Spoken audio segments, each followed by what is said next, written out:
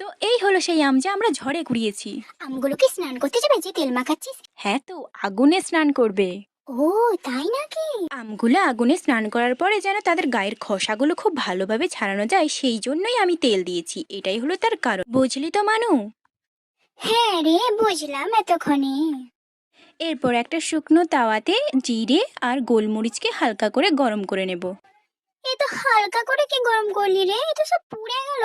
তো পুড়ে গেল তো কি করব বল, পোড়া জিরে গুঁড়োই তুই খাবি। এরপর আমগুলোকে ভালো করে ধুয়ে নিয়ে আমের খোসাগুলোকে ছাড়িয়ে একটা কোরানোর সাহায্যে ভালোভাবে আমের পাল্পটা বার করে নেব। তারপর এই আমের পাল্পের উপরেতে দিয়ে দেব একে একে চিনির গুঁড়ো, বিট নুন, নুন আর অল্প করে একটু জিরে গুঁড়ো আর গোলমরিচের গুঁড়ো। ব্যাস, তাহলেই হয়ে গেল আম পোড়ার শরবত। না রে, এখন একটু বাকি আছে। এরপর ডেকোরেশনের জন্য একটা পাত্রে নুন আর লঙ্কার গুঁড়ো মিক্স করে নিয়েছি, দিয়ে গ্লাসের কানায় কানায় লেবুর রস লাগিয়ে নুন আর লঙ্কার গুঁড়িটা গ্লাসের কানায় লাগিয়ে দিয়েছি। এরপর গ্লাসের মধ্যে আমের পাল্পটা দিয়ে দিলাম, দিয়ে জল দিয়ে দিয়েছি, তারপরে কয়েক টুকরো বরফ দিয়ে দিয়েছি আর গ্লাসটাকে একটা লেবু দিয়ে ডেকোরেশন করে দিয়েছি। তাহলেই হয়ে গেল আমাদের আম পোড়ার শরবত। দেখতে তো সুন্দর লাগছে, খেতে কেমন লাগে সেটাই হচ্ছে দেখার এরপর। হ্যাঁ রে, খেতেও হেভি হয়েছে।